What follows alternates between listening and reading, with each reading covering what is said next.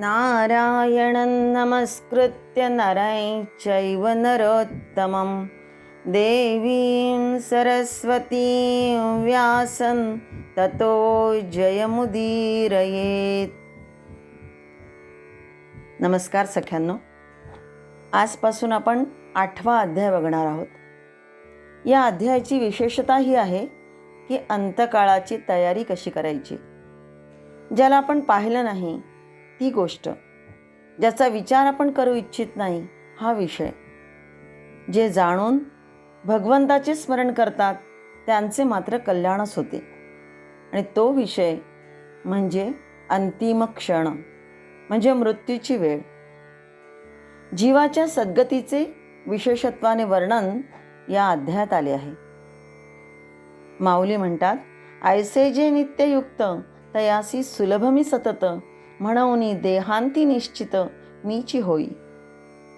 महाभारतात यक्षाने युधिष्ठिराला एक प्रश्न विचारला की या जगात सर्वात आश्चर्यकारक गोष्ट कोणती. आणि युधिष्ठिर उत्तरला, रोज इतक्या लोकांना मरताना पाहूनही आपण अमर असल्यासारखे वागतो हे जगातील सर्वात मोठं आश्चर्य आहे. खरंय, मृत्यूची वेळ अनिश्चित असली तरी मृत्यू तर निश्चित आहे. दुसऱ्या अध्यायात आपण बघितलंच आहे की जातस्य हि ध्रुव मृत्यूर ध्रुवाय जन्म मृतस्य च. जन्म घेतानाच काळाच्या गाडीत माणूस बसला ते मृत्यूची रिटर्न तिकीट घेऊनच.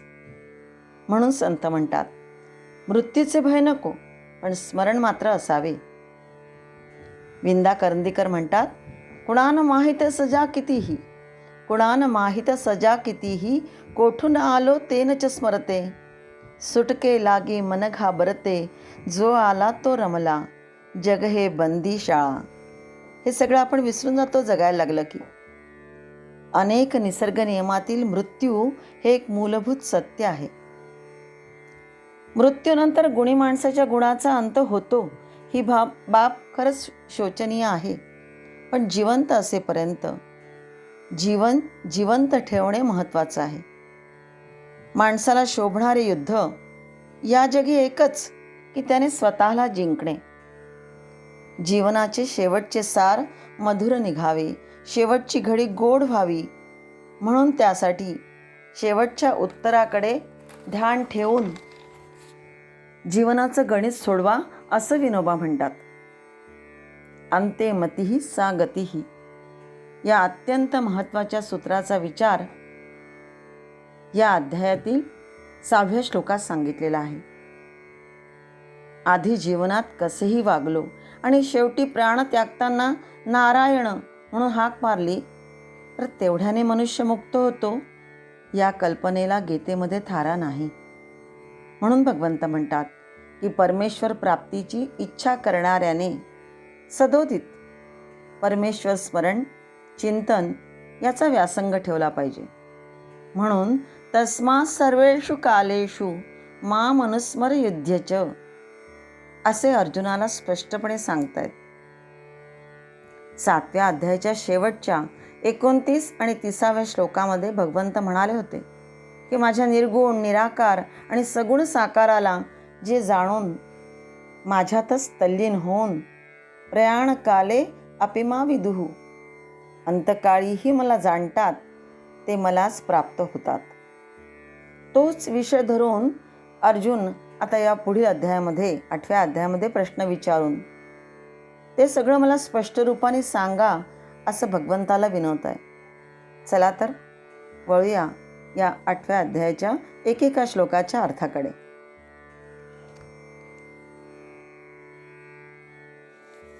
ओम श्री परमात्मने नमः. अथ अष्टमोऽध्यायः. पहिला श्लोक बघतोय आपण. अर्जुन उवाच किंतत् ब्रह्म किमध्यात्मं किंकर्म पुरुषोत्तम अधिभूतैश्च किं प्रोक्तम अधिदैवं किमुच्यते. हे पुरुषोत्तम, तत् ब्रह्म किम, ते ब्रह्म काय आहे. किम अध्यात्मं, अध्यात्म काय आहे. किं कर्म, किमचा अर्थ आहे नेहमी काय, कर्म काय आहे. अधिभूतंच किम, आणि अधिभूत काय म्हटलं गेलं आहे, कशाला म्हटलं गेलं आहे, किम प्रोक्तम असा संधी आहे. अधिभूतम च किम प्रोक्तम, आणि अधिदैवं किम उच्यते, अधिदैव कशाला म्हटल्या जाते. हा अर्जुनाचा प्रश्न आहे पहिला. आणि दुसरा सुद्धा, अधियज्ञ कथं कोत्र देहेस्मिन् मधुसूदन, प्रयाणकाले च कथै ज्ञेयोऽसि नियतात्मभिः. हे मधुसूदन, अत्र अधियज्ञः कः, म्हणजे अधियज्ञ कोण आहे, अस्मिन् देहे कथं च, या शरीरामध्ये कसा आहे हा, आणि च म्हटलंय, आणि तसंच नियतात्मभी, म्हणजे ज्यांचं चित्त तुमच्यामध्ये युक्त आहे किंवा ज्यांनी आपले सगळे इंद्रिय ताब्यात ठेवली आहेत असे. प्रयाणकाले कथं ज्ञेय असि, प्रयाणकाले म्हणजे अंतसमयी आपल्याला कोणत्या प्रकारे, कथम म्हणजे कसे, कोणत्या प्रकारे, ज्ञेय असि जाणल्या जाता, असे हे 6 प्रश्न अर्जुनाने भगवंताला विचारलेले आहेत. 8व्या अध्यायाची जी सुरुवात आहे ती 7व्या अध्यायातच 29 आणि 30 या श्लोकापासून झालेली आहे. त्या 2 श्लोकामध्ये जे रहस्य आहे बीजरूपानं सांगितलं त्याचाच विस्तार या 8व्या अध्यायामध्ये केला आहे. आणि एका सिद्धांताचा विस्तारपूर्वक विचार या अध्यायात केला आहे. सिद्धांत कोणता, तर जे भक्त जन्ममृत्यूच्या किंवा जरामरणाच्या तावडीतून सुटण्यासाठी, जन्ममृत्यू म्हणजे जन्म आणि मृत्यू यांचे फेरे जे असतात ते, आणि जरामरण जे वृद्धावस्था आणि मृत्यू यांच्या तावडीतून सुटण्यासाठी माझ्याकडे चित्त लावतात आणि माझ्याच भक्तीचा आधार घेतात असं भगवंतांनी म्हटलं होतं. त्यामुळे माझ्या या सत्यज्ञानाच्या स्वरूपामुळे अंतकाळीही वेदनेमध्ये अविचल राहतात, स्थिर राहतं चित्त त्यांचं, कारण त्यांना सत्यज्ञान झालेलं असतं. ते मलाच येऊन मिळतात. हा त्या सिद्धांताचा एक भाग आहे. म्हणून माझं सत्यरूप कळण्यासाठी ब्रह्म काय आहे, अध्यात्म काय आहे, कर्म कसं जाणायचं यांचं तत्त्व समजलं पाहिजे. आणि अधिभूत, अधियज्ञ आणि अधिदैव या त्रिविध स्वरूपात माझं आकलन करता आलं पाहिजे. हेही 7व्या अध्यायामध्ये सांगण्यात आलं आहे 29 आणि 30व्या श्लोकामध्ये.